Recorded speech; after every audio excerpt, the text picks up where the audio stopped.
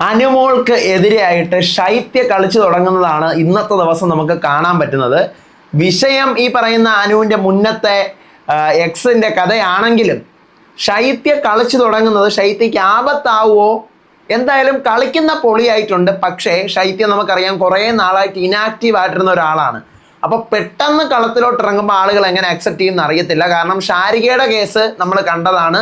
പെട്ടെന്നൊരു ആക്റ്റീവിലോട്ട് വന്നപ്പോൾ ഷാരിക തെറിച്ച് പോയി. അപ്പോൾ അതുകൊണ്ട് ശൈത്യയുടെ കേസ് ഒരു 1 വീക്കും കൂടി ശൈത്യക്ക് കിട്ടിക്കഴിഞ്ഞാൽ ശൈത്യ പിടിച്ചു നിൽക്കും. അത് ഈ അനുമോളുടെ ഈ കോണ്ടന്റ് മാത്രം മതി. കാരണം അനുമോൾക്ക് എഗെയിൻസ്റ്റ് ആയിട്ട് ആ വീട്ടിന് ഒരു വാദം പോലും ഇപ്പോൾ വരുന്നില്ല. ആകെ കൂടി ഉള്ളത് പരദൂഷണോ ഏഷണി കമ്മിറ്റിയാണ്.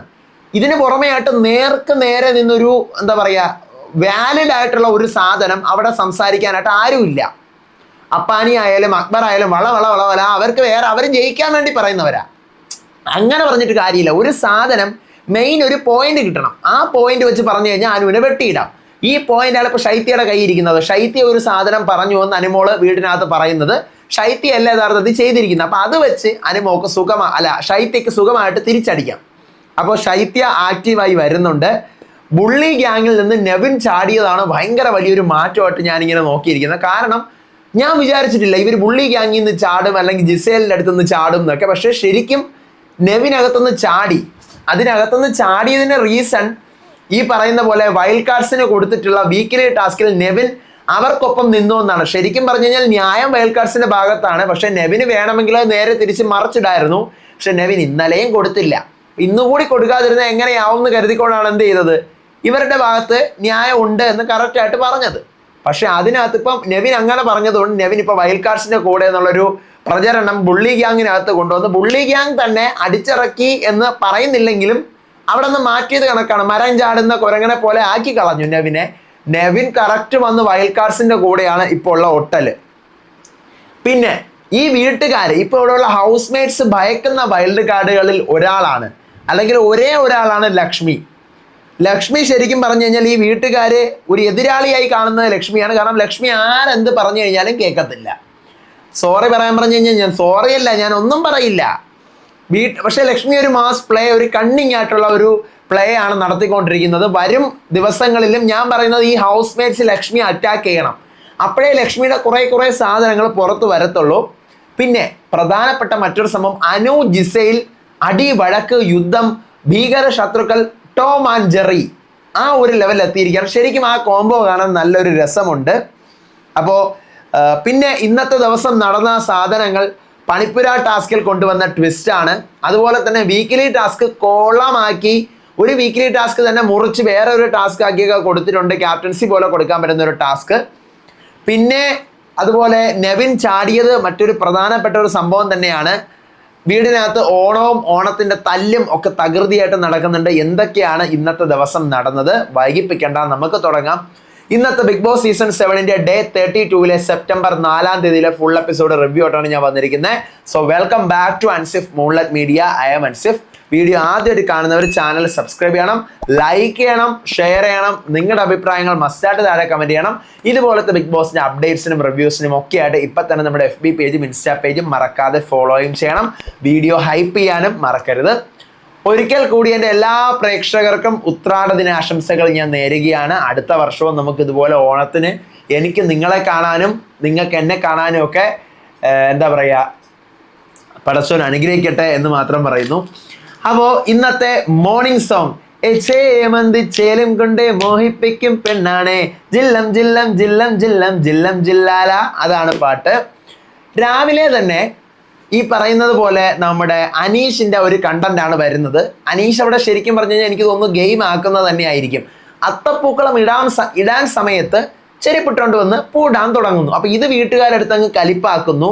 പക്ഷെ അവിടെ അനീഷ് പറയുന്നൊരു സ്റ്റാൻഡുണ്ട്, നിങ്ങളൊക്കെ എത്രയും ദിവസം എവിടെയായിരുന്നു? ഇന്നല്ലേ അത്തപ്പൂടാൻ വന്നത്, ആദ്യത്തെ ദിവസം വന്നിട്ട് പിന്നെ ഇന്നാണ് വന്നത്, എവിടെയായിരുന്നു നിങ്ങളൊക്കെ എന്നൊരു സാധനം ചോദിക്കുന്നുണ്ട്. അതിൻ്റെ പേരിലാണ് ഒരു പ്രധാനപ്പെട്ട അടി രാവിലെ നടക്കുന്നത്. അനീഷ് ചെരിപ്പിട്ടുകൊണ്ട് അത്തമിടാൻ വന്നു ആദ്യത്തെ പൂ വയ്ക്കുമ്പോഴത്തേക്കും. അതിൻ്റെ പേരിൽ നല്ല ഒരു കണ്ടന്റ് ഉണ്ടാവുന്നുണ്ട്. അപ്പോഴാണ് അവിടെ ഷാനവാസ് ഭയങ്കര റോങ് ആണ്. വന്ന് ഷാനവാസിന് ബെല്ലും ബ്രേക്കും ഇല്ലാത്ത നാക്കായി പോയിക്കൊണ്ടിരിക്കുകയാണ്. അനീഷിൻ്റെ മുന്നേ ചെയ്തിരുന്ന ജോലിയെ കുറിച്ചിട്ടൊക്കെ പറഞ്ഞു. എടാ, നീ നിന്റെ പണ്ടത്തെ ബാങ്ക് ജോലി നടത്തിയിരുന്നപ്പോൾ അതിനകത്ത് മാനേജറായിരുന്നപ്പോൾ നടത്തിയ തട്ടിപ്പ് പോലെ ബിഗ് ബോസ് വീട്ടിൽ വന്ന് നടത്താമെന്ന് കരുതിയോ? എന്താണ് ഷാനവാസെ നിങ്ങൾ ഇങ്ങനെയൊക്കെ പറയുന്നത്? നിങ്ങൾ അയാളുടെ ബിഗ് ബോസ് ജീവിതവുമായിട്ട് ബന്ധപ്പെട്ട് എന്ത് വേണമെങ്കിലും പറഞ്ഞോ, നിങ്ങൾക്ക് പറയാമല്ലോ. ഈ പുറത്തെ കാര്യങ്ങളൊക്കെ എടുത്ത് പറഞ്ഞ് സ്വന്തമായിട്ട് പല്ലിനിടെ കുത്തി ഇത്രയും സ്റ്റാൻഡേർഡ് ഇല്ലാത്ത ഒരാളാണ് ഞാനെന്ന് കാണിക്കേണ്ട കാര്യം എന്താണ്? ഇപ്പൊ നിങ്ങളുടെ ജോലിയെ കുറിച്ചാണ്, അല്ലെങ്കിൽ നിങ്ങൾ വർക്ക് ചെയ്തിട്ടുള്ള ആ ഷോ, അതിനകത്ത് നീ എന്തോന്നാളാ കാണിച്ചത്, അല്ലെങ്കിൽ ഇതിനകത്ത് നീ എന്തോന്നാളാ കാണിച്ചത്, അങ്ങനെയൊക്കെ പറഞ്ഞു കഴിഞ്ഞാൽ നിങ്ങൾക്ക് എങ്ങനെ ഉണ്ടാവും? അതുപോലെ തന്നെയല്ലേ നിങ്ങൾ അയാളുടെ ഒരു ജോലിയെ കുറിച്ച് പറയുന്നത്? വളരെ ചീപ്പ് ഗെയിമാണ് കളിക്കുന്നത്. ഇത് മാത്രമല്ല, തന്തയ്ക്ക് വിളികളൊക്കെ വേറെ ഉണ്ട്. ദെൻ പണിപ്പുര ടാസ്ക് വരുന്നു. എപ്പിസോഡ് നിങ്ങൾ എല്ലാവരും കണ്ടെന്നാണ് ഞാൻ വിശ്വസിക്കുന്നത്. എപ്പിസോഡ് കണ്ടിട്ട് ചെയ്ത് കാണാവൂ, ഇത് റിവ്യൂ ആണ്. അപ്പോൾ പണിപ്പുര ടാസ്കിൽ അവിടെ ശരിക്കും ഒരു ട്വിസ്റ്റ്, റിലേ പോലെ ടാസ്ക് ഒക്കെ കൊണ്ടുവന്നു. സൂപ്പറായിട്ട് അവർ 5 പേരും കളിക്കാനായിട്ട് നോക്കി. പക്ഷെ ജിഷിന്റെ കേസ് വന്നപ്പോൾ ജിഷിന് കുറച്ച് പാളിപ്പോയത്. ആക്ച്വലി ജിഷിൻ ഇങ്ങനെ എന്താ പറയുക, നമ്പേഴ്സ് പറഞ്ഞുകൊണ്ടിരിക്കുകയാണ്, 1 2 3. അപ്പം നമുക്ക് ഓൾറെഡി നമ്പർ പറഞ്ഞുകൊണ്ടിരിക്കുന്ന ഒരാൾ ഒരേ സമയം നമുക്ക് 2 കാര്യങ്ങൾ കോൺസെൻട്രേറ്റ് ചെയ്യാൻ പറ്റത്തില്ല. സൈക്കോളജി അങ്ങനെയാണ്. അപ്പോൾ ജിഷിൻ പെടുമ്പോഴത്തേക്കും തൊട്ട് പിറകെ ലക്ഷ്മിയും പെട്ട് പോകുന്നു. എല്ലാവരും സൂപ്പറായിട്ട് അവരവരുടെ സാധനങ്ങളൊക്കെ എടുക്കുന്നുണ്ട്. അപ്പോൾ ടൈമിന് കൃത്യം സമയത്തിന് 2 സെക്കൻഡ് മുന്നേ തന്നെ ലക്ഷ്മി പുറത്തിറങ്ങി. പക്ഷെ വീട്ടുകാർക്ക് എന്ത് ചെയ്യണം? ഹൗസ് മേറ്റ്സിന്, വൈൽഡ് കാർഡ്സിനെ ജയിക്കാനായിട്ടുള്ള ജഡ്ജ്മെന്റ് സമ്മതിച്ചുകൂടാ. എങ്കിൽ അവർ തോറ്റു, എങ്കിൽ അവർക്കാണ് പണി കിട്ടാൻ പോകുന്നത്. അപ്പോൾ ഇവർക്ക് ചെയ്യാൻ പറ്റുന്ന ഏക സാധനം നെവിനെ ഇൻഫ്ലുവൻസ് ചെയ്യുക എന്നുള്ളത് മാത്രമാണ്. അപ്പം നെവിൻ്റെ അടുത്ത് പറഞ്ഞിട്ടുണ്ട്, നെവിനെ എന്താ പറയുക, ഇവർ റോങ് ആണ്. പക്ഷെ നെവിൻ സംഭവം കണ്ടപ്പോൾ ഇവരെല്ലാവരും പുറത്തിറങ്ങിയിട്ടുണ്ട്. അപ്പം നെവിൻ ഇത്തവണ ന്യായത്തിൻ്റെ കൂടെ തന്നെ നിൽക്കുന്നു. നെവിൻ ഈ ഡിസിഷൻ സ്ട്രോങ് ആയിട്ട് പറഞ്ഞിട്ട് ബിഗ് ബോസ് എല്ലാവരും പുറത്തിറങ്ങി, 1-2 സാധനം മാത്രം മാറിയെന്നേ ഉള്ളൂ എന്ന് പറയുന്നുണ്ട്. ഈ ഒരൊറ്റ കേസിലാണ് നെവിൻ ബുള്ളി ഗ്യാങ്ങിൽ നിന്ന് പുറത്താവുന്നത്. കാരണം ഇന്നലെയും ബുള്ളി ഗ്യാങ്ങിലെ ആൾക്കാർ ഇവനെ നോക്കി വെച്ചിട്ടുണ്ടായിരുന്നു. ഇവൻ അങ്ങോട്ടൊരു ചായ്വ് കാണിക്കുന്നു, അല്ലെങ്കിൽ അത് അവർക്ക് ന്യായം പറയാൻ നോക്കുന്നു എന്നൊക്കെ പറഞ്ഞിട്ട് ഇന്നലെയും കറക്റ്റ് ടൈമിന് തന്നെയാണ് ഇറങ്ങിയത്. പക്ഷെ അത് ഈ പറഞ്ഞ പോലെ വീട്ടുകാരെല്ലാവരും കൂടി അല്ല എന്ന് പറഞ്ഞ് നെവിൻ എന്ത് ചെയ്തു, അതങ്ങ് വിശ്വസിച്ച് ആ ഒരു ഒപ്പീനിയൻ പറഞ്ഞതാണ്. അപ്പൊ ഇന്നും കൂടി നെവിൻ സൂക്ഷിച്ച് നിന്ന് ആ സാധനത്തിന് കറക്റ്റ് മാർക്ക് ഇട്ടപ്പോൾ വീട്ടുകാർക്ക് പൊളിഞ്ഞു. കാരണം പണി വരാൻ പോകുന്നത് നമുക്കാണ്. അപ്പൊ എന്തിന് നെവിൻ അങ്ങനെ ചെയ്തു? നെവിൻ്റെ കയ്യിലായിരുന്നില്ലേ ഫൈനൽ ജഡ്ജ്മെന്റ് ഇരുന്നത്. അപ്പൊ വീട്ടുകാർക്ക് മൊത്തം പൊട്ടി. എസ്പെഷ്യലി ബുള്ളി ഗ്യാങ്ങിലെ അക്ബറിനും അപ്പാനിക്കൊക്കെയാണ് പൊട്ടിയത്. അങ്ങനെ നെവിന് മനസ്സിലാവുന്നു, ഇനി ഞാൻ ഇവിടെ നിന്ന് കഴിഞ്ഞാൽ എന്താവൂല, ശരിയാവൂല, ഇവരെന്നെ നോക്കുന്നത് ഇവരുടെ നല്ലതിന് വേണ്ടിയിട്ടാണ്, അല്ലെങ്കിൽ ഇവർക്ക് വേണ്ടിയിട്ടാണ് ഇവർ എന്നെ പപ്പറ്റായി കൊണ്ട് നടക്കുന്നതെന്ന് മനസ്സിലാക്കി നെവിൻ തന്ത്രപൂർവ്വം വൈൽഡ് കാർഡ്സിന് അങ്ങോട്ട് ചാടുന്നു. പക്ഷെ വൈൽഡ് കാർഡ്സ് ഓൾറെഡി അവർ നേരത്തെ മുൻകൂട്ടി തന്നെ കരുതി വെച്ചിട്ടുണ്ട്, അത് നെവിൻ ഇങ്ങോട്ട് വരും. കാരണം നെവിനെ നമ്മൾക്ക് ജഡ്ജ്മെന്റ് അവൻ കറക്റ്റ് പറയുന്നുണ്ട്, അവരവിടെ നിന്ന് അടിച്ചിറക്കും. പക്ഷെ അവൻ വന്നു കഴിഞ്ഞാൽ നമ്മൾ ട്രസ്റ്റ് അധികം കൊടുത്ത് വെക്കരുത് എന്നൊരു സാധനം പറയുന്നുണ്ട്. അത് ആക്ച്വലി സത്യമായിട്ടുള്ളൊരു കാര്യമാണ്. നെവിൻ ഓൾറെഡി ചാടുന്നത് കൊണ്ട് തന്നെ ബുള്ളി ഗ്യാങ്ങിൽ നിന്ന് ഇവനെ പുറത്താക്കുന്ന ലെവലിലാണ് ഇവരുടെ സംസാരം. ഇപ്പം നെവിനെ കുറിച്ചും തുടങ്ങിയിട്ടുണ്ട് പരദൂഷണം. പക്ഷേ ഇത് നെവിന് പോസിറ്റീവായിട്ടേ വരത്തുള്ളൂ. കാരണം അത്രയും നെഗറ്റീവായി കിടക്കുന്ന കൂട്ടങ്ങളാണ് ബുള്ളി ഗ്യാങ്. ഓക്കെ, അതിനുശേഷമാണ് ഈ പറയുന്ന പണിപ്പുരയുടെ പേരും പറഞ്ഞുകൊണ്ട് പണിപ്പുരയിൽ നിന്നെടുത്ത സാധനങ്ങളുടെ കേസൊക്കെ സംസാരിക്കാൻ ലിവിംഗ് റൂമിൽ വരുമ്പോൾ അവിടെ കിടന്ന് ഷാനവാസ് അനീഷിന് വേണ്ടി, അനീഷ് ഇരിക്കാൻ വരുമ്പോൾ സ്ഥലമില്ല. അപ്പൊ അനീഷിനെ സപ്പോർട്ട് ചെയ്യുമ്പോൾ നീ മിണ്ടാതിരിക്കടി എന്ന് ഷാനവാസ് പറയുമ്പോൾ നിങ്ങളൊന്ന് പോയേ എന്ന് പറയുമ്പോൾ എൻ്റെ കൈ ഇവിടെ കീറിയത് നീയാണെന്ന് പറയുന്നു. അതിൽ കയറി മസ്താനി ഇടപെട്ട് താൻ പോടോ എന്ന് പറയുമ്പോൾ പോടോ എന്ന് നീ വീട്ടിൽ പോയി നിന്റെ അച്ഛനെ വിളിച്ചാൽ മതി എന്ന് പറയാണ്. അച്ഛൻ മരിച്ചു പോയ ആളാണ്. അപ്പം നീ പോയി നിന്റെ അച്ഛനെ വിളിക്കുന്ന മസ്താനി പറയുന്നുണ്ട്. 2 പേരും വിളിക്കുന്നുണ്ട്. 2 പേര് വിളിച്ചതായാലും ആരാദ്യം വിളിച്ചു ആര് രണ്ടാമത് വിളിച്ചു അങ്ങനെയൊന്നുമില്ല, തെറ്റ് തന്നെയാണ്. അത് വീട്ടിൽ ഇരിക്കുന്ന ആളുകളെ വിളിച്ച് ദയവ് കരുതി നിന്റെ വീട്ടിൽ പോയി വിളിക്കുമെന്ന് പറയുന്നത് പിന്നെയും കുഴപ്പമില്ല. നിന്റെ വീട്ടിൽ ഇരിക്കുന്ന അച്ഛനുണ്ടല്ലോ പോയി വിളിക്കുക, അങ്ങനെയൊന്നും പറയരുത് ഷാനവാസെ. താങ്കളുടെ നാക്കിന് എല്ലില്ലേ? ആരെ നാക്കെടുത്ത് കഴിഞ്ഞാലും തന്തയ്ക്ക് വിളിക്കാൻ അറിയാം. നിന്റെ തന്തയെ പോയി വിളിക്ക്. അത് ഒത്തിരി കുറയ്ക്കുക, താങ്കളുടെ അഗ്രഷൻ ഇത്തിരി കുറച്ച് വെക്കുക. ഓക്കെ, പിന്നെ താങ്കൾ എങ്ങനെയാണ് കയറി വന്നത് നമ്മൾ ആരും മറന്നിട്ടില്ല. കുറേ പേര് പറയുന്നതൊക്കെ ഞാൻ താങ്കളുടെ PR ആണെന്ന്. പക്ഷെ ഒരിക്കലും ഞാൻ PR അല്ല, ഒരിക്കലും PR അല്ല. ഞാൻ കണ്ട കാര്യം എവിടെയും പറയും. കയറി വന്നത് ഒരു ഗ്രൂപ്പിസത്തിനെ പൊളിക്കാനായി ഒരു ഇനിഷ്യേറ്റീവ് എടുത്തത് അവിടെ ആദ്യമായിട്ട് നിങ്ങളാണ്. അതുകൊണ്ടാണ് നിങ്ങൾ കയറി വന്നത്. എന്നിട്ടിപ്പോൾ അവിടുത്തെ ഏറ്റവും വലിയ ഗ്രൂപ്പ് ഇപ്പോൾ ആരാ ഉണ്ടാക്കുന്നേ? അതും നിങ്ങളാണ് ഉണ്ടാക്കുന്നേ. പിന്നീട് ശൈത്യ എഗെയിൻസ്റ്റ് ആവുന്നു അനുവിന്. വേറൊന്നുമല്ല, അനുവിൻ്റെ അഫെയർ കേസാണ് ശൈത്യനോട് പറഞ്ഞിരുന്നത്. ഈ വീട്ടിൽ മൊത്തം പാട്ടായി. ഇതെങ്ങനെ ശൈത്യ അല്ലാതെ വേറെ ആരും ഇത് അറിഞ്ഞിട്ടില്ല. പക്ഷെ വൈൽഡ് കാർഡ്സിൽ വന്ന മസ്താനിയാണ് ഈ സാധനം ആരനോടും ജിസേലോടും പറഞ്ഞത് പാട്ടാവുന്നത്.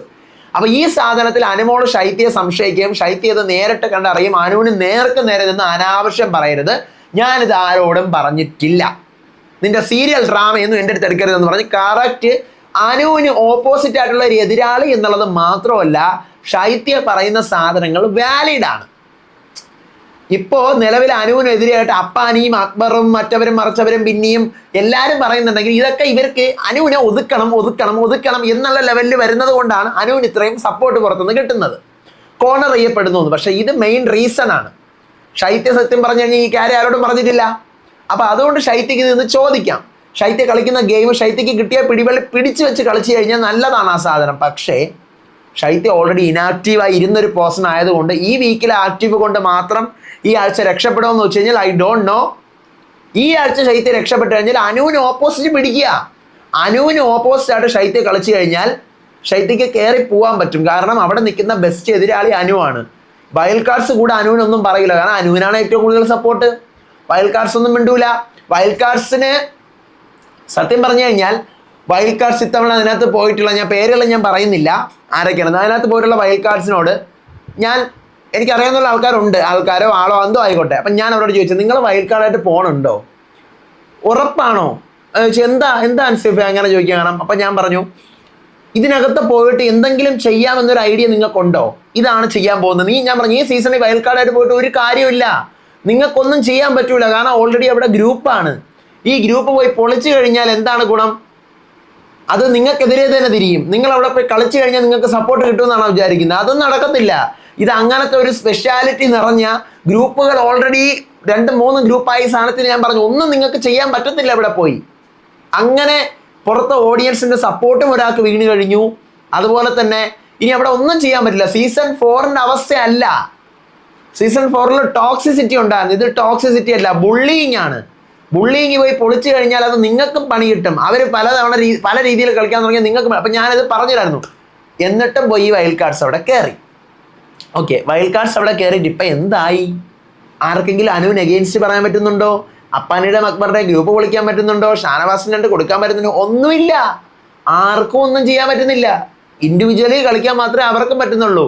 ആ ഇൻഡിവിജ്വലി കളിക്കുന്നത് അവിടെയുള്ള കണ്ടന്റ് മേക്കേഴ്സിനെക്കാളും വെരി വെരി വെരി കമ്മി ആയതുകൊണ്ടാണ് ഇവരുടെ കോണ്ടന്റുകൾ നമ്മൾ കാണുന്നതും കുറവായിരിക്കുന്നത്. നിങ്ങൾക്ക് മനസ്സിലാവുന്നുണ്ടോ? പിന്നെ അടുത്ത വിഷയമാണ് ലക്ഷ്മിയുടെ തുണി. ലക്ഷ്മിയുടെ തുണി വിഷയം. അത് ശരിക്കും പറഞ്ഞു കഴിഞ്ഞാൽ ലക്ഷ്മി പിടിച്ച കോണ്ടന്റ് ആയിട്ടാണ് എനിക്ക് തോന്നിയത്. ഇന്നലെ ഞാൻ പറഞ്ഞു സാമ്പാറിലെ വെള്ളം കൂടിയത് ലക്ഷ്മിയുടെ കോണ്ടന്റ് എന്ന് പറഞ്ഞ പോലെ നിങ്ങൾ സ്വാഭാവികമായിട്ട് ചിന്തിക്കുക. നിങ്ങൾ എപ്പിസോഡ് കണ്ടവരാണെങ്കിൽ അറിയാം, ഒരു വെള്ള തുണി സോഫയിൽ ഇട്ടിരിക്കുന്നു. ഇനി എത്ര വലിയ ആളെന്ന് പറഞ്ഞു കഴിഞ്ഞാലും ആ വെള്ള തുണി എടുത്ത് നിങ്ങൾ തറയിലിടുമോ? ഒരിക്കലും തറയിലിടൂല. കാരണം ഇനിയിപ്പോൾ അതൊരു കറുത്ത തുണിയാണെങ്കിൽ ഒരു പക്ഷേ നിങ്ങളിടും. വെള്ള തുണിയാണെങ്കിൽ നമ്മൾ തറയിലിടൂല മക്കളെ. കാരണം നമുക്ക് ഒരു ബോധം ഉണ്ടല്ലോ, വെള്ള തുണി തറയിലിട്ട് കഴിഞ്ഞാൽ എന്താവും? അതിൽ നിറം പിടിക്കും, അത് പോവില്ല, പൊടി പിടിക്കും, അഴുക്ക് പിടിക്കും. അത് വളരെ വ്യക്തമായിട്ട് അറിയാം.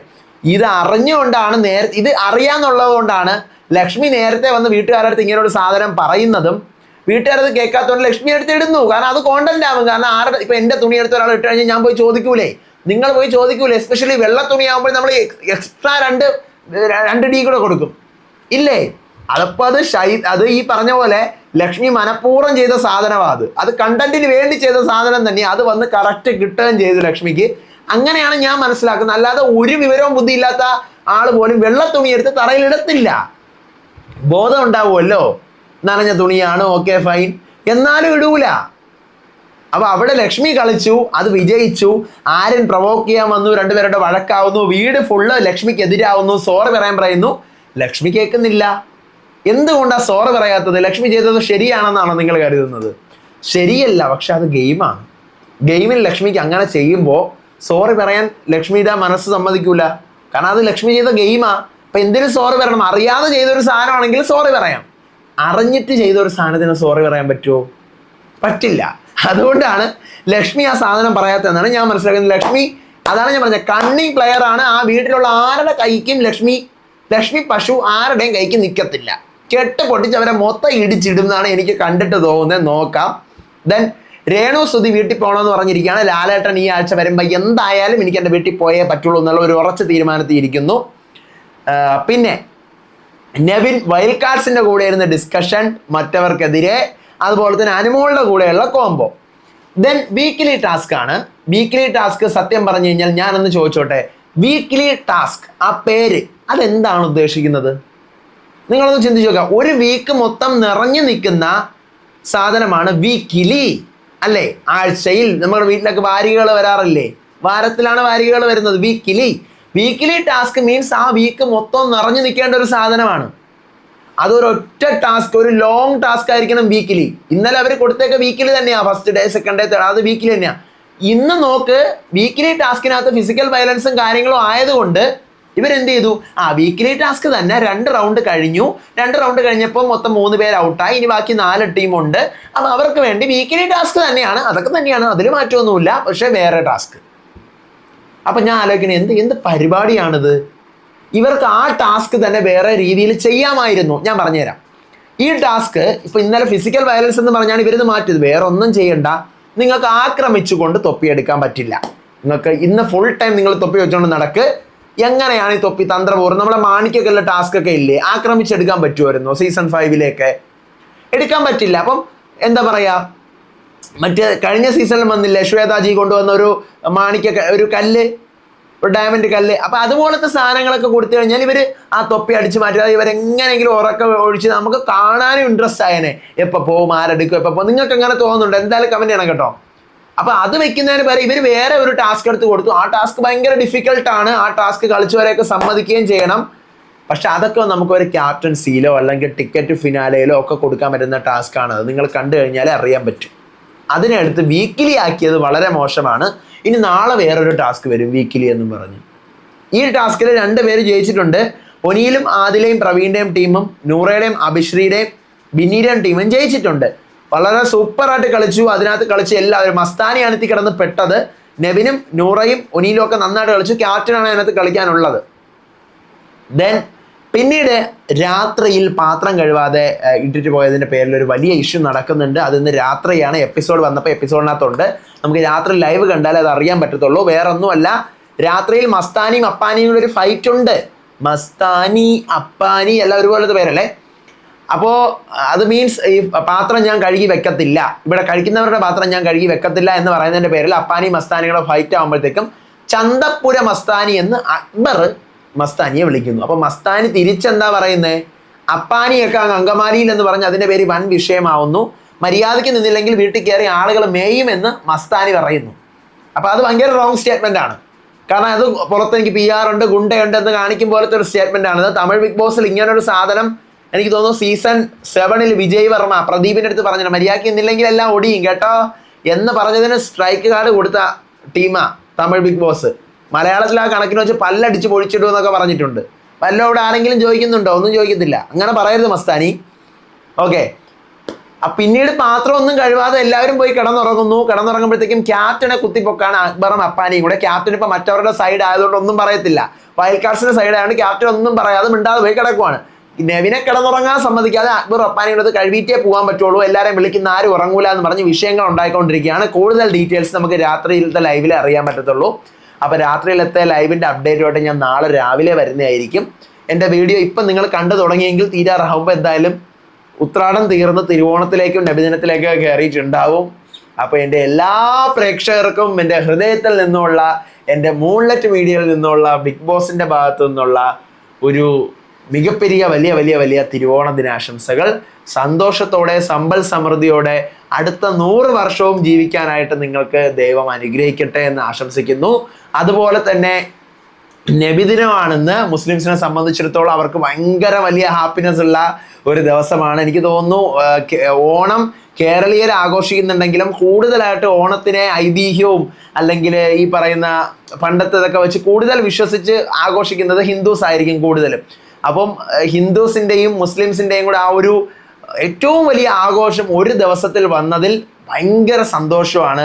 എന്തൊരു ഐക്യമാണെന്ന് നോക്കിയാൽ അല്ലേ. മുസ്ലിംസിൻ്റെ നബിദിനവും നമ്മുടെ ഓണം കേരളീയരുടേതാണ്, എന്നാലും കൂടുതൽ ആഘോഷിക്കുന്നതും അത് ആചാരമായിട്ട് ഏറ്റെടുത്ത് ഐതിഹ്യം പോലെയൊക്കെ നോക്കുന്നതും ഹിന്ദുസ് ആണല്ലോ. അപ്പോൾ അത് ഭയങ്കര സന്തോഷം. ഒരു ഈസ്റ്ററും കൂടെ ഇതിൻ്റെ ഇടയ്ക്ക് വന്നു കഴിഞ്ഞാൽ പൊളിയായതിനെ, പക്ഷെ അങ്ങനെ വരത്തില്ലായിരിക്കും അല്ലേ. അപ്പോൾ എല്ലാവരും അടിച്ചു പൊളിച്ച് ഹാപ്പി ആയിട്ട് സെറ്റായിട്ടിരിക്കുക. അപ്പോൾ അടുത്ത വീഡിയോ ആയിട്ട് വരാം, നാളത്തെ വിശേഷങ്ങളായിട്ട് വരാം. അതുവരേക്കും ബൈ.